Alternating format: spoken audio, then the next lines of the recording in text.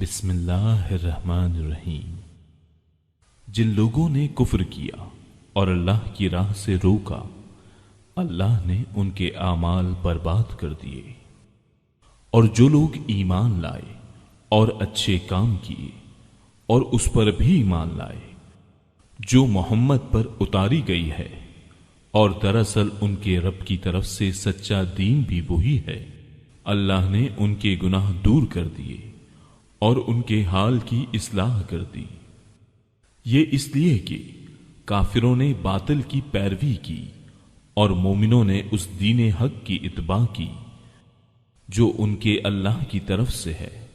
اللہ تعالی لوگوں کو ان کے احوال اسی طرح بتاتا ہے۔ تو جب کافروں سے تمہاری مٹ بھیڑ ہو تو گردنوں پر وار مارو، جب ان کو اچھی طرح کچل ڈالو تو اب خوب مضبوط قید و بند سے گرفتار کرو۔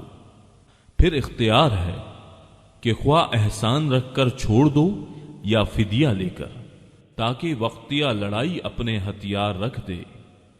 یہی حکم ہے، اور اللہ اگر چاہتا تو خود ہی ان سے بدلہ لے لیتا، لیکن اس کا منشا یہ ہے کہ تم میں سے ایک کا امتحان دوسرے کے ذریعے سے لے لے۔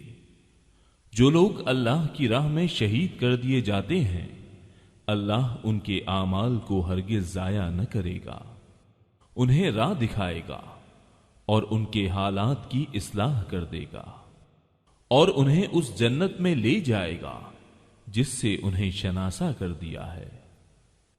اے ایمان والو، اگر تم اللہ کے دین کی مدد کرو گے تو وہ تمہاری مدد کرے گا اور تمہیں ثابت قدم رکھے گا، اور جو لوگ کافر ہوئے انہیں ہلاکی ہو، اللہ ان کے اعمال غارت کر دے گا۔ یہ اس لیے کہ وہ اللہ کی نازل کردہ چیز سے ناخوش ہوئے، پس اللہ تعالی نے بھی ان کے اعمال ضائع کر دیے۔ کیا ان لوگوں نے زمین میں چل پھر کر اس کا معائنہ نہیں کیا کہ ان سے پہلے کے لوگوں کا نتیجہ کیا ہوا؟ اللہ نے انہیں ہلاک کر دیا، اور کافروں کے لیے اسی طرح کی سزائیں ہیں۔ وہ اس لیے کہ ایمان والوں کا کارساز خود اللہ تعالی ہے، اور اس لیے کہ کافروں کا کوئی کارساز نہیں۔ جو لوگ ایمان لائے اور انہوں نے نیک عمل کیے، انہیں اللہ تعالی ایسے باغوں میں داخل کرے گا جن کے نیچے نہریں جاری ہیں، اور جو لوگ کافر ہوئے وہ دنیا ہی کا فائدہ اٹھا رہے ہیں اور مثل چوپایوں کے کھا رہے ہیں، ان کا اصل ٹھکانہ جہنم ہے۔ ہم نے کتنی بستیوں کو جو طاقت میں تیری اس بستی سے زیادہ تھی جس سے تجھے نکالا، ہم نے انہیں ہلاک کر دیا، جن کا مددگار کوئی نہ اٹھا۔ کیا پس وہ شخص جو اپنے پروردگار کی طرف سے دلیل پر ہو اس شخص جیسا ہو سکتا ہے جس کے لیے اس کا برا کام مزین کر دیا گیا ہو اور وہ اپنی نفسانی خواہشوں کا پیرو ہو؟ اس جنت کی صفت جس کا پرہیزگاروں سے وعدہ کیا گیا ہے یہ ہے کہ اس میں پانی کی نہریں ہیں جو بدبو کرنے والا نہیں، اور دودھ کی نہریں ہیں جن کا مزہ نہیں بدلا، اور شراب کی نہریں ہیں جن میں پینے والوں کے لیے بڑی لذت ہے، اور نہریں ہیں شہد کی جو بہت صاف ہیں، اور ان کے لیے وہاں ہر قسم کے میوے ہیں، اور ان کے رب کی طرف سے مغفرت ہے۔ کیا یہ مثل اس کے ہیں جو ہمیشہ آگ میں رہنے والا ہے اور جنہیں گرم کھولتا ہوا پانی پلایا جائے گا جو ان کی آنتوں کو ٹکڑے ٹکڑے کر دے گا؟ اور ان میں بعض ایسے بھی ہیں کہ تیری طرف کان لگاتے ہیں، یہاں تک کہ جب تیرے پاس سے جاتے ہیں تو اہل علم سے بوجہ کند ذہنی اور لاپرواہی کے پوچھتے ہیں کہ اس نے ابھی کیا کہا تھا۔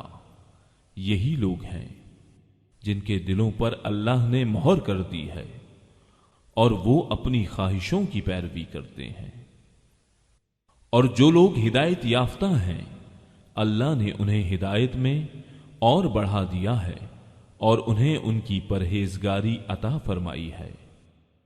تو کیا یہ قیامت کا انتظار کر رہے ہیں کہ وہ ان کے پاس اچانک آ جائے؟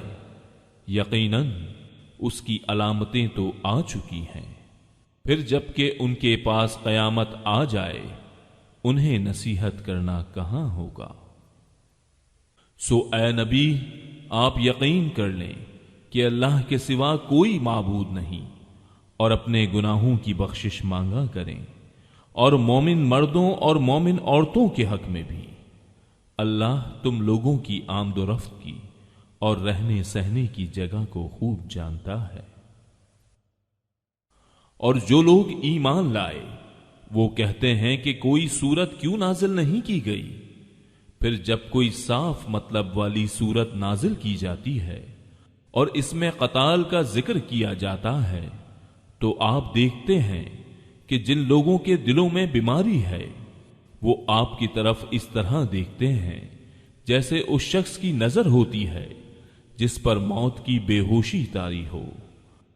پس بہت بہتر تھا ان کے لیے فرمان کا بجا لانا اور اچھی بات کا کہنا، پھر جب کام مقرر ہو جائے تو اللہ کے ساتھ سچے رہیں تو ان کے لیے بہتری ہے۔ اور تم سے یہ بھی بعید نہیں کہ اگر تم کو حکومت مل جائے تو تم زمین میں فساد برپا کر دو اور رشتے ناتے توڑ ڈالو۔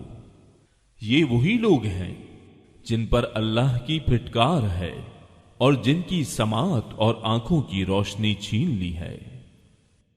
کیا یہ قرآن میں غور و فکر نہیں کرتے یا ان کے دلوں پر تالے لگ گئے ہیں؟ جو لوگ اپنی پیٹھ کے بل الٹے پھر گئے اس کے بعد ان کے لیے ہدایت واضح ہو چکی، یقیناً شیطان نے ان کے لیے ان کے فعل کو مزین کر دیا ہے، انہیں ڈھیل دے رکھی ہے۔ یہ اس لیے کہ انہوں نے ان لوگوں سے جنہوں نے اللہ کی نازل کردہ وحی کو برا سمجھا یہ کہا کہ ہم بھی عنقریب بعض کاموں میں تمہارا کہا مانیں گے، اور اللہ ان کی پوشیدہ باتیں خوب جانتا ہے۔ پس ان کی کیسی درگت ہوگی جبکہ فرشتے ان کی روح قبض کرتے ہوئے ان کے چہروں اور ان کے سرینوں پر ماریں گے، یہ اس بنا پر کہ یہ وہ راہ چلے جس سے انہوں نے اللہ کو ناراض کر دیا اور انہوں نے اس کی رضامندی کو برا جانا تو اللہ نے ان کے اعمال اکارت کر دیے۔ کیا ان لوگوں نے جن کے دلوں میں بیماری ہے یہ سمجھ رکھا ہے کہ اللہ ان کے کینوں کو ظاہر نہ کرے گا؟ اور اگر ہم چاہتے تو ان سب کو تجھے دکھا دیتے، پس تو انہیں ان کے چہرے سے ہی پہچان لیتا، اور یقیناً تو انہیں ان کی بات کے ڈھب سے پہچان لے گا۔ تمہارے سب کام اللہ کو معلوم ہے۔ یقیناً ہم تیرا امتحان کریں گے تاکہ تم میں سے جہاد کرنے والوں اور صبر کرنے والوں کو ظاہر کر دیں، اور ہم تمہاری حالتوں کی بھی جانچ کر لیں۔ یقیناً جن لوگوں نے کفر کیا اور اللہ کی راہ سے لوگوں کو روکا اور رسول کی مخالفت کی، اس کے بعد کہ ان کے لیے ہدایت ظاہر ہو چکی، یہ ہرگز اللہ کا کچھ نقصان نہ کر سکیں گے۔ ان قریب ان کے اعمال وہ غارت کر دے گا۔ اے ایمان والو، اللہ کی اطاعت کرو اور رسول کا کہا مانو، اور اپنے اعمال کو غارت نہ کرو۔